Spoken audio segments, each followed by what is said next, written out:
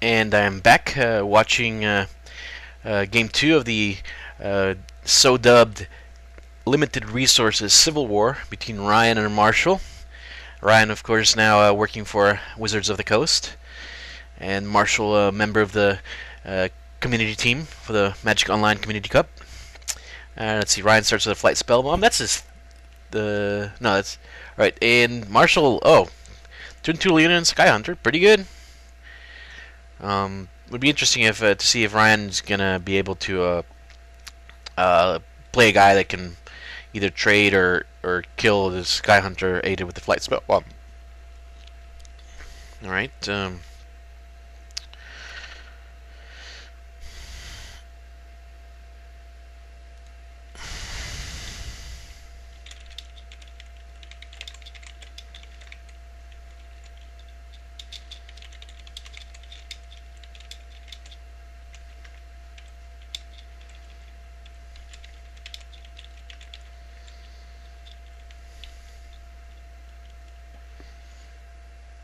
Sorry, was typing on Twitter. All right, swinging with the Sky Hunter here. Does he miss his third land drop? That would be pretty bad for him. Oh, no, there goes turn 3. Come on, second flyer. Ooh, Kemba Skyguard. So the Marshall Army, or Air Force, is in force. Interesting, Ryan cycles the Spell Bomb here.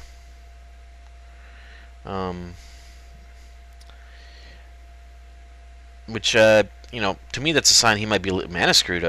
Otherwise, he might have wanted to keep that Spell Bomb to give Ground Beater flying to try to trade with these the 2/2s.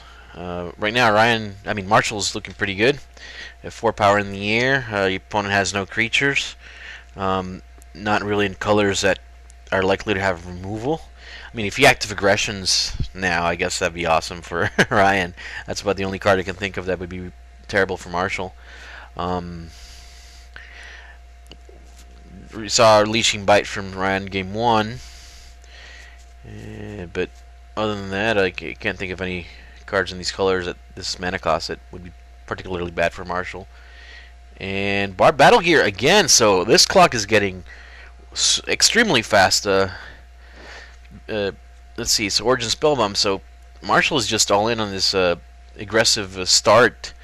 Next turn, he can equip the Battle Gear on either of these guys and swing for 6 damage. Oh, the Argent Sphinx. Wow. Great job here by Ryan of pulling something that's good. Arrest, maybe? Pistis Strike. Holy cow. What a blowout. The Argent Sphinx would have probably dominated the air with a little help. But now it's gone, and Ryan mentions what a luck sack. Obviously, Pistis Strike, definitely a sideboard option, I'm sure, from Marshall. And Marshall says, nice play. Indeed was. Let's see what happens here. I can't imagine what he can do. A Serum Raker. That's going to take care of one of the flyers, I guess. Or, yeah. Serum Raker would block whoever's equipped with the Battle Gear. That reduces his damage to only 2, put him in 8. But he's going to need to have another flyer, which could happen. I mean, he showed us the other 3/3 flyer, Flash, whatever its name is. I can't remember right now. So the question is, does Ryan have another flyer? He's going to need basically his 3rd flyer to really get through. And also, does Marshall have any other tricks? Basically, any trick he has right now is just opens the game wide open, completely, because either the Apostle's Blessing would just basically be 1-for-1 removal here. And we got a little bit of a lull.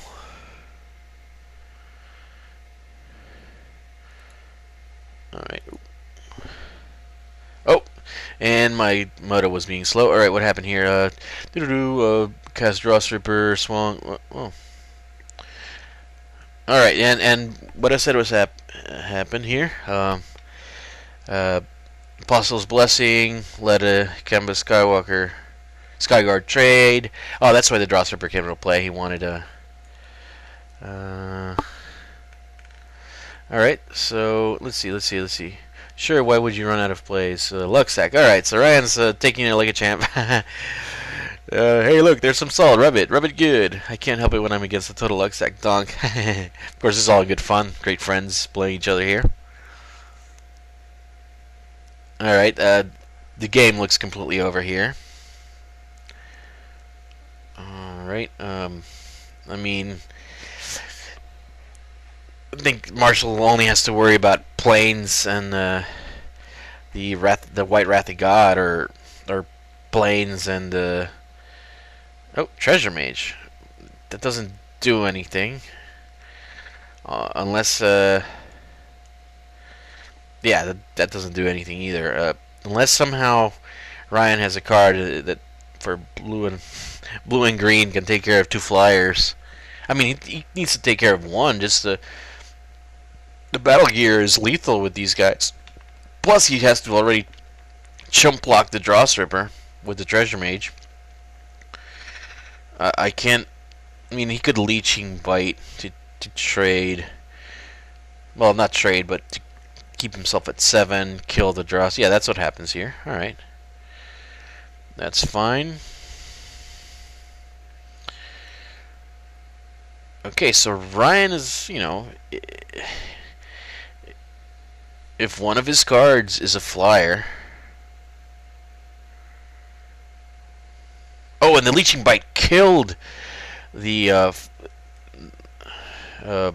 Sky Hunter, because once equipped it's a +4 -1. So, all right. So Ryan is actually kind of still in it. If he just needs to be able to not take the Bard Battle Gear damage. All right. There's a Tangle Mantis. Now, does he have another trick? Basically, does he have another Leeching Bite in play? That is the question. Now, Marshall goes for it on the Skyguard. I mean, I could see an argument for not doing it, because if this happens, yeah, alright. Yeah, I would have just swung with a 2-2. I don't think he can deal with a 2-2, and in 3 turns it's lethal. Wow. Things are turning around here.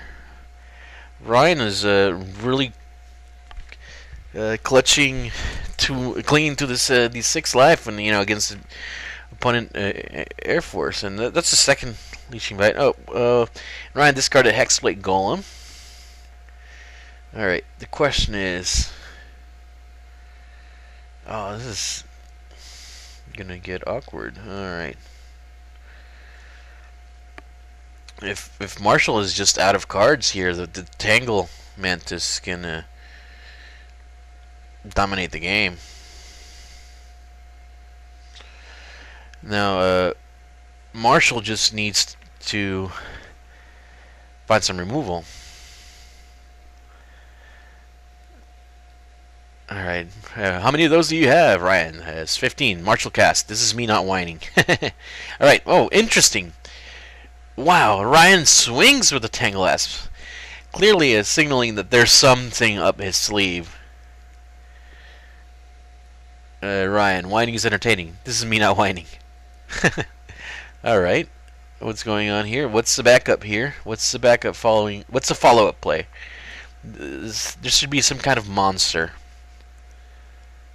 Oh yeah, the Thundering Tanadon. Alright, so now there's a Tanadon. Alright, update. LSV and Enigma both won, and no pressure for Ryan. Thank you, Seal Smooth. This game has turned into quite a battle. I mean, we all saw it. Marshall had a dominating Air Force, seemed to have all the tricks, seemed to have lethal on board, but the double Leeching Bite bomboed with the battle gear. Let's see. Marshall needs to have some kind of removal spell for this Tanadon. And we saw Divine Offering game 1. Alright, he's just going for the trade here. I mean, it's a he's got to get rid of the Tenodon. Otherwise, the Tenodon just starts beating him. All right, and Ryan keeps swinging. So, well, at worst he's looking at a mirror. That's a 1/1, and Carapace Forger. No artifacts in play, so Metalcraft not a something to care for. All right, go Grizzly Bears from Ryan. Oh, there's the swamp. Is the Mortis Dogs going to come into play? No, one card in hand. I'm not sure what Marshall might have. All right, there's Tanglemantis swinging again. Ryan getting a little bit more conservative, leaving a blocker behind. Don't want to just randomly lose to Pump Spell on the mirror, equipping Battle Gear afterwards. Alright, and here comes something. 3 mana.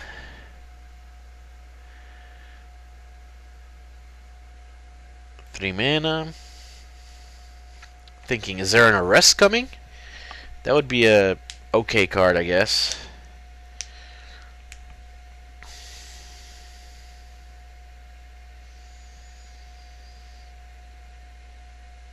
And pause. What's the pause for?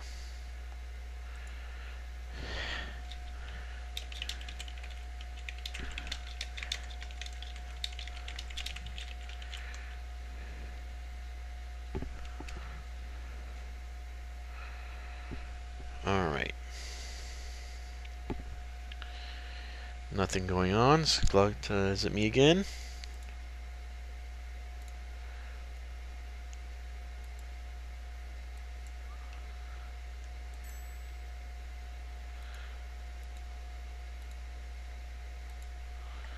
Alright. And there's a Remember the Fallen and Stoic Rebuttal from Ryan.